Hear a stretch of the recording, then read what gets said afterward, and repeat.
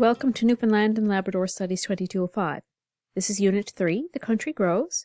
I'm Miss Fleming, your instructor for this course, and this is Section 5, Lesson 3, Video 1 on the referendum campaigns. Now, before we begin this final leg of the journey of Confederation with Canada, I'd like for you to consider the following questions.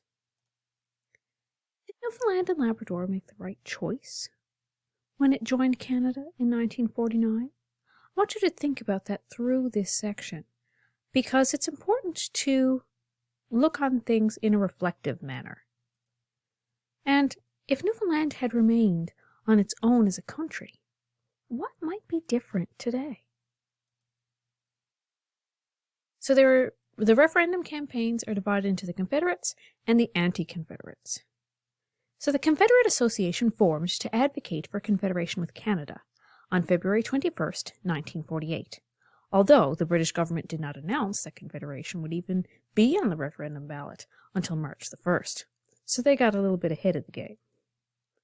The Confederate Association elected Gord Bradley as president and Joseph R. Smallwood as campaign manager.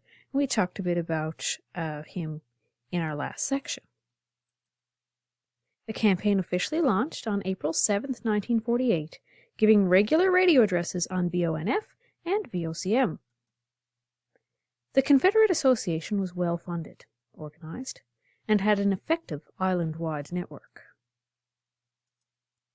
The focus of the campaign was on the material advantages of Confederation, especially in terms of improved social services, so like family allowances, what people then called the baby bonus, unemployment insurance, better pensions, and a lower cost of living.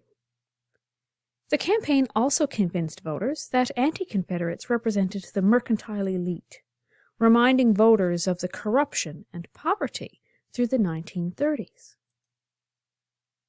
The messages were combined with a strong appeal to families and the parents of young children, framing children as the future of Newfoundland.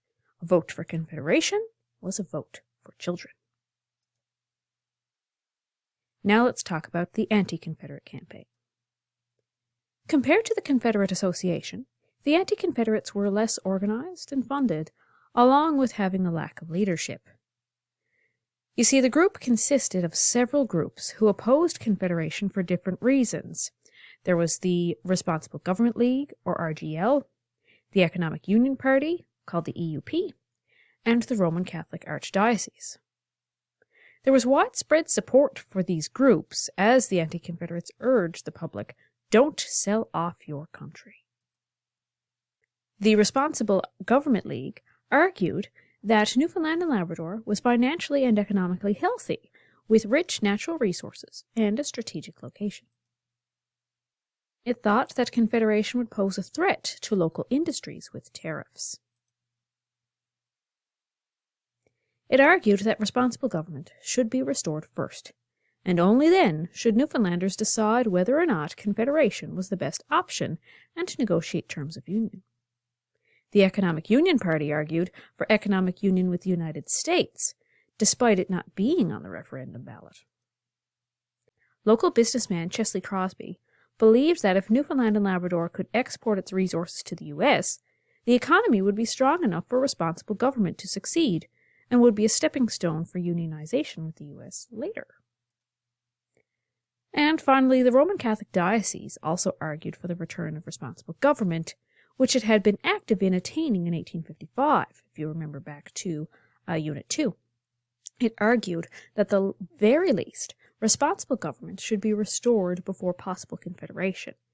It also feared that Confederation would cause them to lose control over the denominational school system.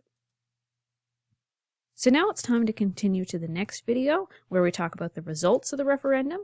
So please take a break if you need one, have a stretch and rest your eyes, and I'll see you in a bit.